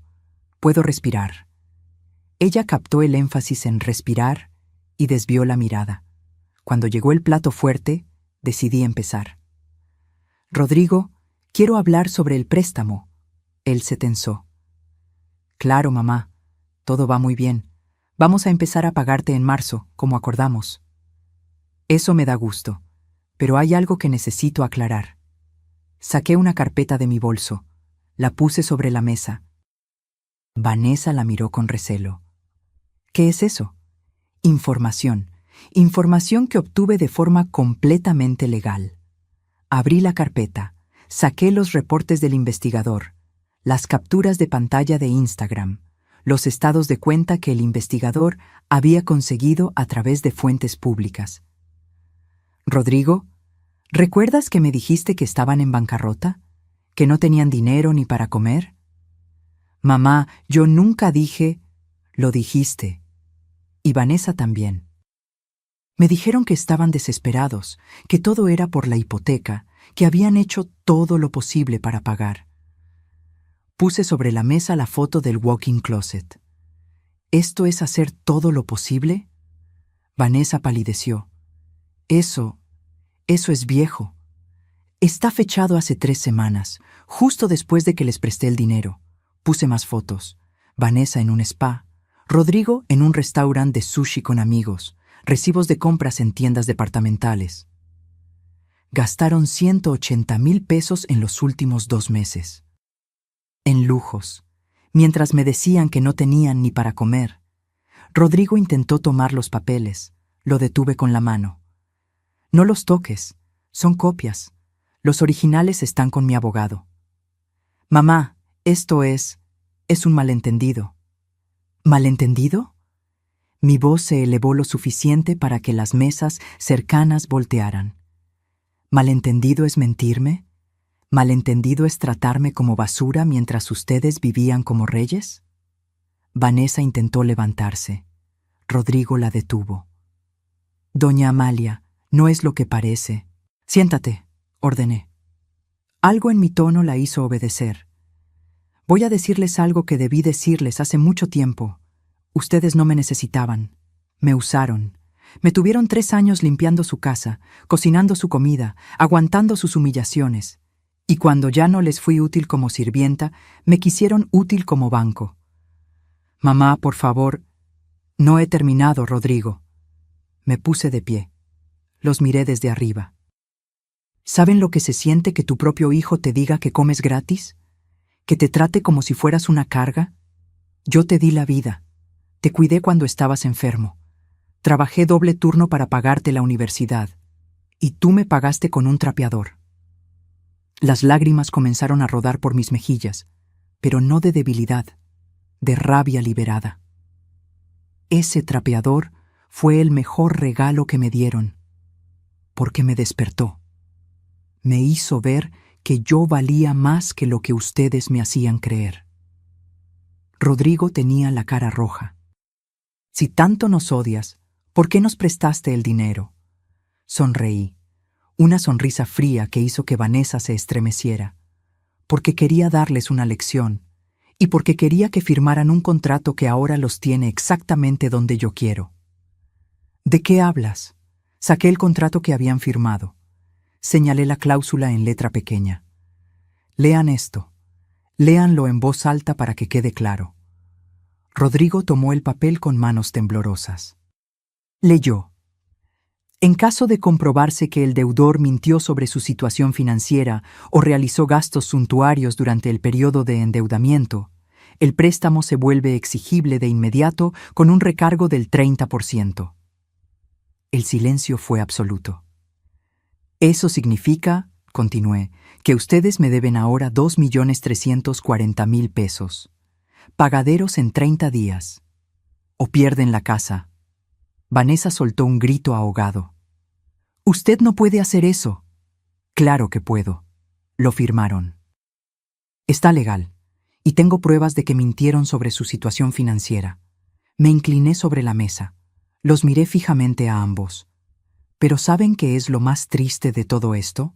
No es que me hayan mentido, no es que me hayan usado, es que yo estaba dispuesta a perdonarlos. Realmente quería creer que mi hijo todavía tenía algo de la decencia con la que lo crié. Pero ustedes no cambiaron. Siguieron mintiendo, siguieron gastando, siguieron sin respetarme. Rodrigo intentó hablar. Le hice una señal de silencio. No he terminado. Porque hay algo más que necesitan saber. Me senté de nuevo, crucé las manos sobre la mesa con calma. ¿Se acuerdan cuando fueron a ver al licenciado Esteban hace meses? Cuando Rodrigo intentó averiguar sobre mi situación financiera, Rodrigo se puso pálido. ¿Cómo sabes? Porque el licenciado Esteban es mi abogado, Rodrigo, y me contó todo. Me contó cómo intentaste declararme incapaz. ¿Cómo quisiste quedarte con mi dinero? ¿Cómo planeabas todo desde hace meses? Mamá, yo solo estaba preocupado por ti. ¡Mentira! Mi voz resonó en todo el restaurante. Estabas preocupado por tu hipoteca, por tus deudas, por mantener tu estilo de vida a costa mía. Vanessa se levantó de golpe. No voy a quedarme aquí escuchando esto. Vámonos, Rodrigo. Siéntate, Vanessa, dijo una voz desde atrás. Don Esteban se había acercado a nuestra mesa. Traía su maletín en la mano. «¿Quién es usted?», preguntó ella. «Soy el licenciado Esteban Morales, abogado de la señora Amalia Montes, y tengo aquí documentos que demuestran cada una de las acusaciones que ella acaba de hacer. Si intentan irse sin resolver esto, procederé legalmente de inmediato». Vanessa se dejó caer en la silla, derrotada. Rodrigo me miraba con una mezcla de odio y desesperación. «¿Qué quieres, mamá? ¿Dinero? ¿Venganza? ¿Vernos en la calle?» «Quiero que aprendan», respondí con voz firme. «Quiero que entiendan que el amor no se compra, no se mendiga y no se pisotea. Quiero que sepan lo que se siente estar contra la pared, sin opciones, dependiendo de la misericordia de alguien a quien lastimaste». Me puse de pie. Tomé mi bolso. «Tienen 30 días para pagarme. Si no lo hacen, pierden la casa. Y créanme, yo no voy a dudar». Pero no tenemos ese dinero», susurró Rodrigo. «No hay forma de conseguirlo en 30 días. Entonces tal vez debieron pensarlo antes de humillarme». Antes de tratarme como si no valiera nada, caminé hacia la salida. Don Esteban me siguió. Detrás de nosotros escuché el sollozo de Vanessa y la voz rota de Rodrigo. «Mamá, por favor». No volteé, porque por primera vez en mi vida yo no iba a salvar a nadie más que a mí misma. Pero lo que pasó en los siguientes días me demostró que había subestimado hasta dónde estaban dispuestos a llegar. Y cuando me enteré de su último movimiento, supe que la guerra apenas comenzaba. Los días después de aquella cena fueron un torbellino. Rodrigo me llamó 63 veces en una semana. Le cambié el número de teléfono. Entonces empezó a mandarme correos electrónicos. Bloqueé su dirección. Apareció en mi edificio. Le pedí al portero que no lo dejara subir. Pero donde Rodrigo fracasaba, Vanessa se volvía más peligrosa. Una semana después de la cena, Socorro me llamó a las 11 de la noche, histérica. «Amalia, tienes que ver esto». «¿Qué pasa?». Vanessa hizo un video. Un maldito video llorando en TikTok. Ya tiene más de 50,000 vistas. Me mandó el enlace. Lo abrí con el estómago revuelto. Ahí estaba Vanessa, sentada en su sala, con los ojos rojos e hinchados, el maquillaje corrido, hablando entre sollozos a la cámara. «Hola a todos. Nunca pensé que tendría que hacer esto, pero necesito que me escuchen. Mi suegra, a quien acogimos en nuestra casa por 3 años, nos está extorsionando. Nos prestó dinero para salvar nuestra casa y ahora está usando cláusulas abusivas para quitárnosla. Dice que mentimos, pero solo hemos tratado de sobrevivir. Mi esposo está destrozado. Yo estoy en terapia. No sé qué hacer. Si alguien conoce un abogado que nos pueda ayudar pro bono, por favor, escríbanme. No tenemos a dónde ir. Ayuda. Q familias tóxicas. Q's extorsión». Los comentarios eran una mezcla. «Ay no, amiga, qué horrible situación. Las suegras siempre son el problema». Pero también había otros. «Momento, ¿no eres la misma que le dio un trapeador a su suegra en Navidad? Algo no cuadra aquí. ¿Por qué no muestras el contrato que firmaste? Si firmaste algo, es tu responsabilidad. No culpes a otros». Me recosté en mi cama, respirando profundo. Vanessa estaba jugando la carta de la víctima pública. Era lista, pero yo había aprendido a ser más lista. Al día siguiente, fui al despacho de don Esteban con una propuesta. «Licenciado, quiero hacer esto bien. Quiero que todo sea legal, transparente, irrefutable». «¿Qué tienes en mente?». «Quiero hacer una oferta final, una oportunidad real de que paguen, pero con testigos, grabaciones, todo documentado, para que cuando llegue el momento de tomar la casa, nadie pueda decir que no les di opciones». Don Esteban sonrió con aprobación. «Eres más inteligente de lo que ellos creen. Preparamos todo meticulosamente. Una reunión formal en el despacho, con escribano público presente. Con todo grabado en video para efectos legales. Le mandé la citación a Rodrigo a través del licenciado. Reunión el viernes 10 de marzo a las 10:00 am en el despacho del LIC. Esteban Morales. Asistencia obligatoria según términos del contrato. Se discutirá propuesta de solución. Llegaron puntuales, pero se veían acabados. Rodrigo había perdido más peso. Tenía ojeras profundas. Vanessa traía el cabello recogido en una cola simple, sin maquillaje, ropa sencilla, intentando verse vulnerable. La sala de juntas era formal. Mesa larga de caoba, sillas de cuero, grabadora sobre la mesa, cámara en el trípode. El escribano público, un señor de 60 años con lentes gruesos, ya estaba sentado revisando documentos. «Buenos días», dije cuando entraron. No respondieron, solo se sentaron del otro lado de la mesa. Don Esteban comenzó. «Estamos aquí para discutir la deuda pendiente de 2.340.000 pesos que los señores Rodrigo Herrera y Vanessa Campos tienen con la señora Amalia Montes. Esta reunión está siendo grabada para efectos legales. ¿Alguna objeción?» «Ninguna», murmuró Rodrigo. «Bien, señora Amalia, tiene la palabra». Me incliné hacia adelante, con las manos entrelazadas sobre la mesa. «Rodrigo, Vanessa, los he citado aquí porque voy a hacer algo que quizá no merezcan, pero que necesito hacer por mi propia paz, darles una última oportunidad». Rodrigo levantó la vista, esperanzado. «¿Qué tipo de oportunidad?» «Tienen la deuda completa, 2.340.000 pesos. Sé que no pueden pagarla, pero voy a ofrecerles algo. Voy a perdonar el 30% de recargo. La deuda regresa a su monto original, 1.800.000 pesos. Mamá, no he terminado. Tienen 90 días para pagar esa cantidad, 3 meses. Si lo logran, la casa vuelve a su nombre y yo me retiro completamente de sus vidas». «3 meses siguen siendo imposibles», dijo Vanessa con voz temblorosa. «Déjenme terminar. Si no pueden pagar en 3 meses, entonces aceptan lo siguiente. Yo tomo posesión de la casa, pero les doy 6 meses adicionales para que encuentren dónde vivir. No los echo a la calle de inmediato. Les doy tiempo». Rodrigo me miraba incrédulo. «¿Por qué harías eso?» «Porque a pesar de todo, Rodrigo, sigues siendo mi hijo, y porque quiero que entiendas algo. Esto no es venganza. Esto es justicia. Hay una diferencia». Saqué un documento nuevo.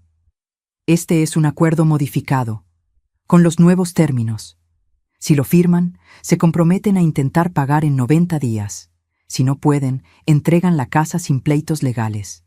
Y yo les ayudo económicamente durante esos 6 meses adicionales con 50.000 pesos mensuales para que renten algo digno». Vanessa ahogó un sollozo. «¿Por qué está haciendo esto?» «Porque yo no soy como ustedes. Yo no disfruto el sufrimiento ajeno, pero tampoco voy a permitir que me pisoteen nunca más». Don Esteban puso el documento frente a ellos. «Tienen 2 opciones.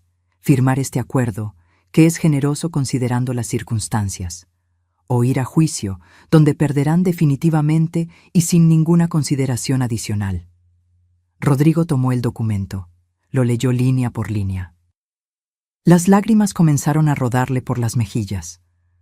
«No vamos a conseguir el dinero en 3 meses, mamá. Tú lo sabes». «Lo sé. Por eso este acuerdo es realista. Les estoy dando tiempo y apoyo para que salgan adelante. Pero la casa, Rodrigo, la casa ya no es suya. Eso es consecuencia de sus decisiones». «La casa donde pensábamos formar nuestra familia», susurró Vanessa. La miré directo a los ojos. «Esa casa donde me tuvieron en una bodega, donde me humillaron. Donde convertiste mi cuarto en tu closet antes de que siquiera me fuera.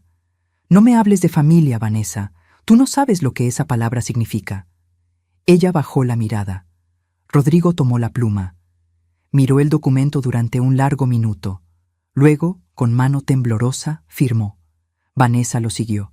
El escribano certificó las firmas. «Listo», dijo don Esteban.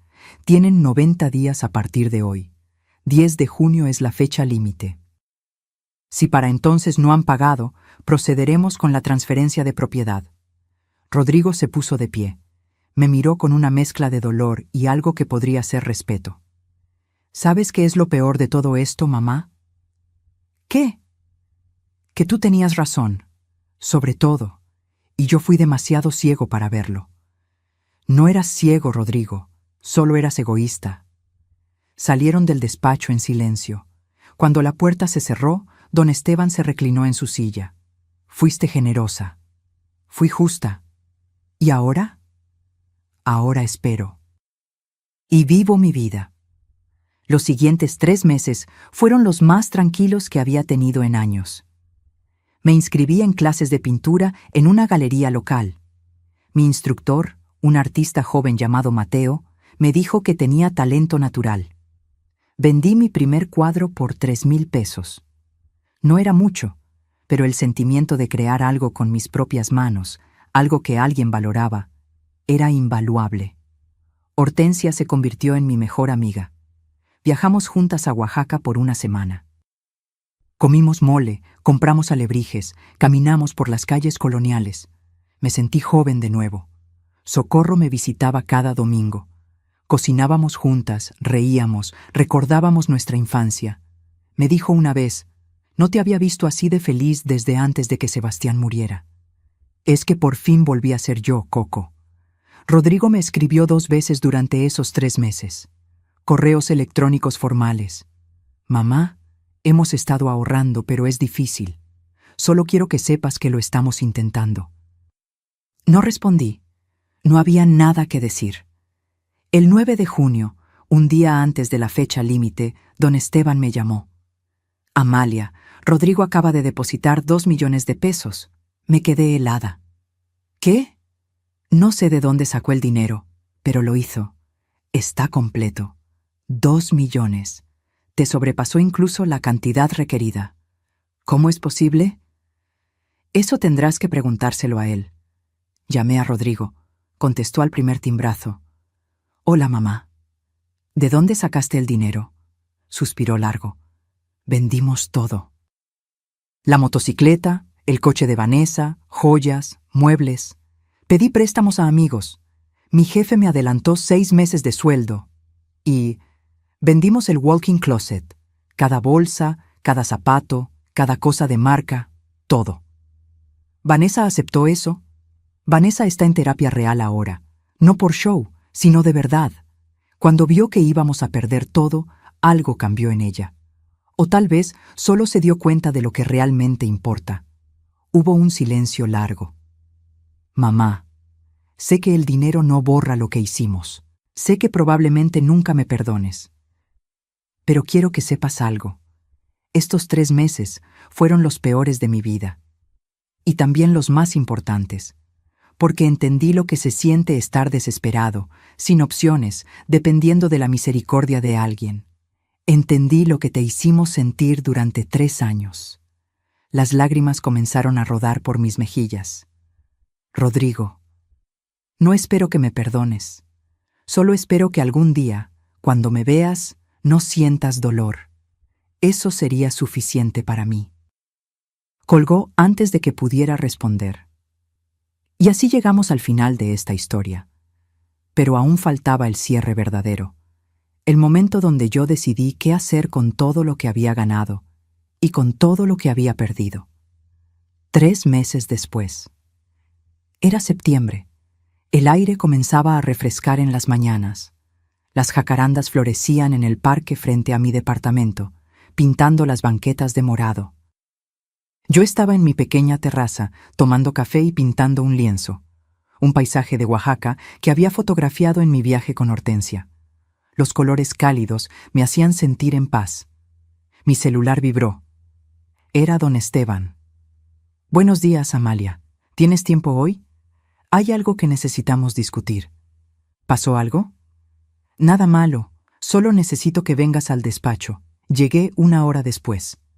Don Esteban me esperaba con una sonrisa misteriosa y una carpeta sobre el escritorio. Siéntate, tengo noticias. ¿Qué tipo de noticias? Abrió la carpeta y sacó documentos. Rodrigo y Vanessa han cumplido religiosamente con todo. Pagaron la deuda completa hace 3 meses.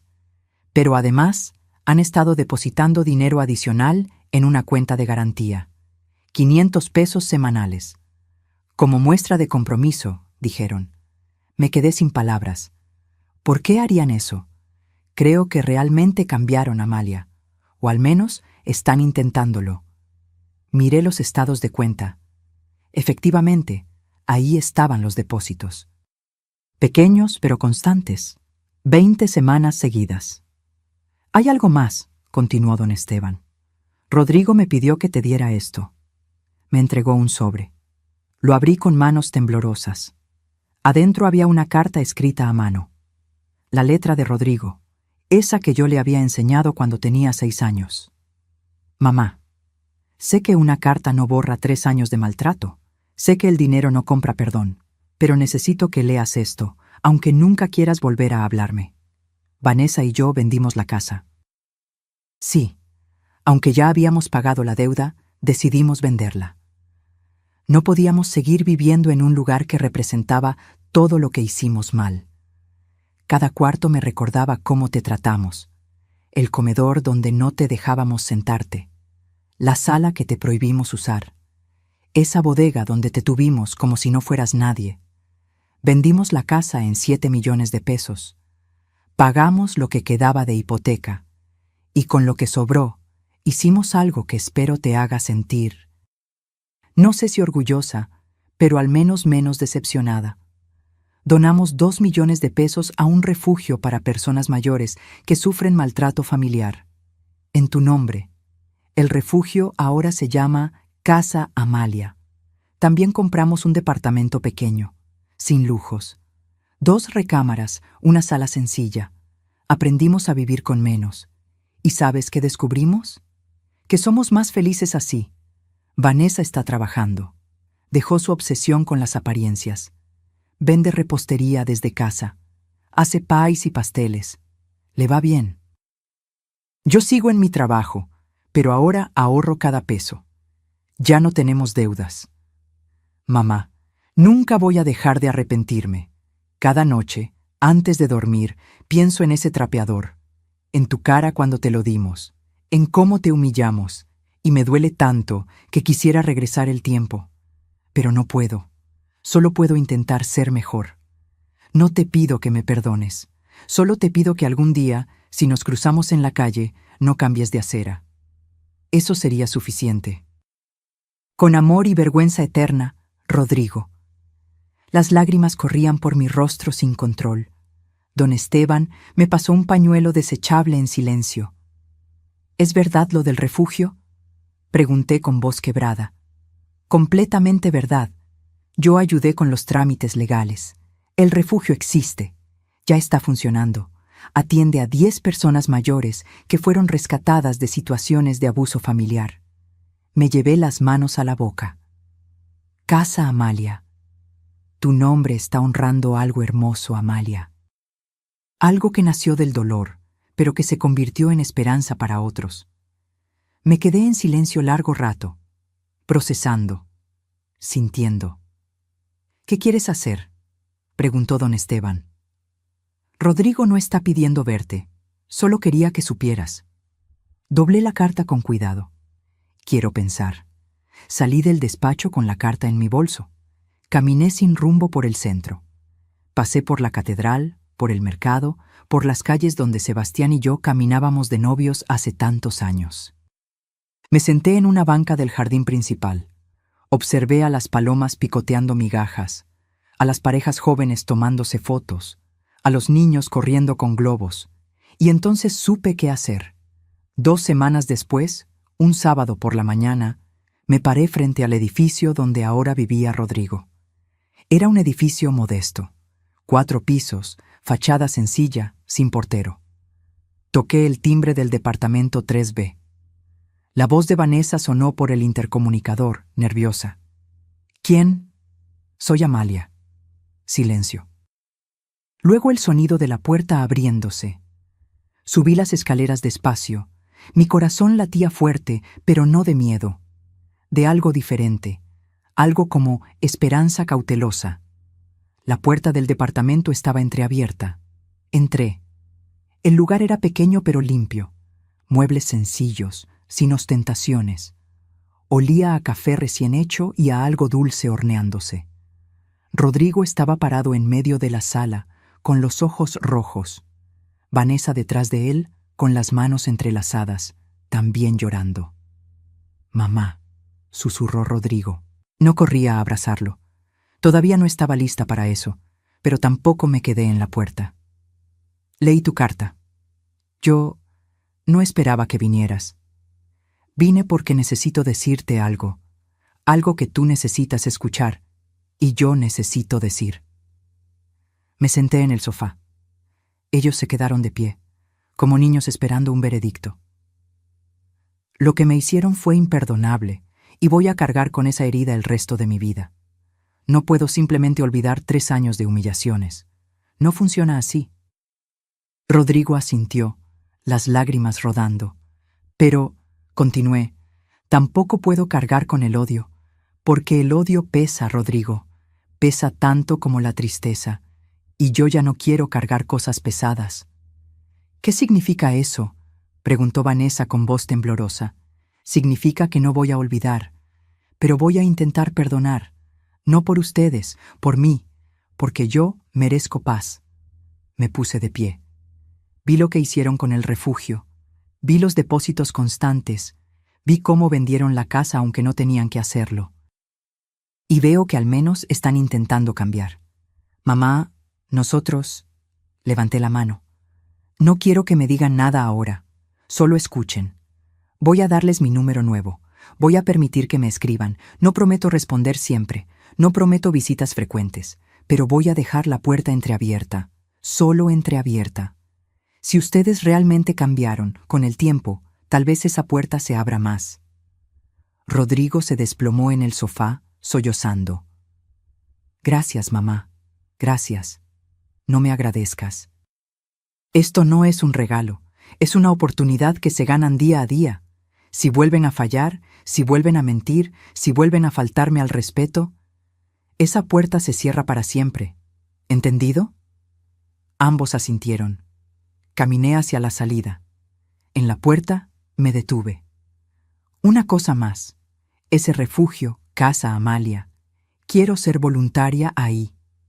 Rodrigo levantó la vista, sorprendido. «¿En serio?». «En serio. Si mi dolor puede ayudar a otros, entonces no fue en vano». Salí del departamento, bajé las escaleras, y cuando llegué a la calle, respiré profundo.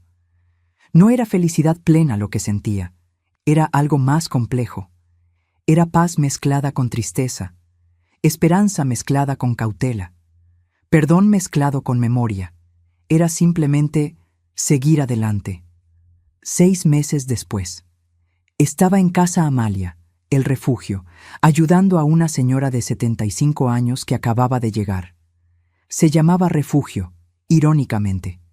Sus hijos la habían tenido en un cuarto sin ventanas, alimentándola con sobras.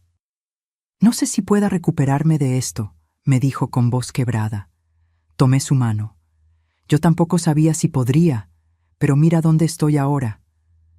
«¿Usted también?». «También. Por eso entiendo tu dolor. Y por eso sé que sí puedes salir adelante». Sus ojos se llenaron de lágrimas, pero también de algo más, esperanza. Esa noche, de regreso en mi departamento, me senté en mi terraza con una taza de té. Socorro me había visitado, Hortensia también.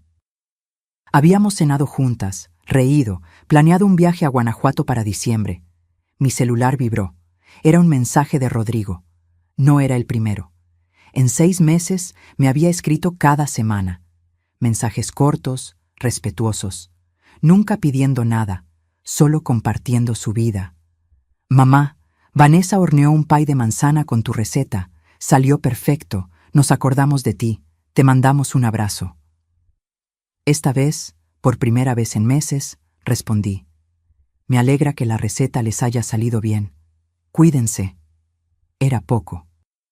Pero era un paso, porque yo había aprendido algo en todo este proceso. El perdón no significa olvidar. El perdón significa decidir que el pasado no va a controlar tu presente. Significa soltar, no por la otra persona, sino por ti. Y yo había decidido soltar.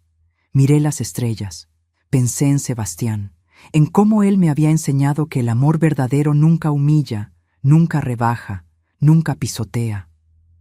Gracias, mi amor, susurré al viento, por enseñarme mi valor, por dejarme recursos para defenderme, por amarme hasta en tu ausencia. Una estrella fugaz cruzó el cielo. Pedí un deseo. No pedí riqueza, no pedí venganza, no pedí que el tiempo regresara. Pedí paz, para mí, para todos los que habían sido lastimados como yo, para todos los que sentían que no valían nada. Y en ese momento, sentada en mi terraza, con mi té caliente, mis amigas recientes, mi trabajo en el refugio, mis pinturas en las paredes, mi independencia recobrada, me di cuenta de que ese deseo ya se había cumplido. Reflexión final. Si estás escuchando esta historia y te sientes identificada, quiero que sepas algo. Tú también vales. No importa cuánto tiempo lleves aguantando maltratos. No importa cuántas veces te hayan dicho que eres una carga. No importa cuántos trapeadores metafóricos te hayan dado. Tú vales. Y nunca, nunca es tarde para recuperar tu dignidad. Porque la verdadera riqueza no está en lo que posees, sino en lo que no permites que te quiten. Tu amor propio, tu dignidad, tu derecho a ser tratada con respeto. Yo tuve la suerte de tener recursos económicos para defenderme, pero la verdadera fortaleza no vino del dinero, vino de entender que merecía más. Y esa comprensión no cuesta nada. Está disponible para todos. Si estás en una situación similar, busca ayuda. Habla con alguien de confianza. Investiga tus derechos. No te quedes callada pensando que no tienes opciones. Siempre hay opciones. Y si hoy te sientes invisible, recuerda, las personas más fuertes son aquellas que aprenden a brillar después de haber sido apagadas. Yo fui apagada por 3 años, pero ahora brillo con luz propia. Y tú también puedes. Me llamo Amalia Montes. Tengo 69 años, y esta es mi historia de cómo un trapeador de Navidad se convirtió en el mejor regalo que recibí, porque me despertó. A veces, los peores momentos de tu vida son el comienzo de tu mejor capítulo. Solo tienes que tener el valor de dar vuelta a la página. Si esta historia tocó tu corazón, si te hizo reflexionar, si conoces a alguien que necesite escucharla, por favor compártela. Deja tu comentario contándome desde dónde nos estás acompañando. Dale like si crees que el respeto a nuestros mayores no es negociable. Y suscríbete para seguir escuchando historias de vida, superación y dignidad recuperada. Porque todos merecemos ser tratados con amor, pero sobre todo, todos merecemos tratarnos a nosotros mismos con amor. Hasta la próxima historia.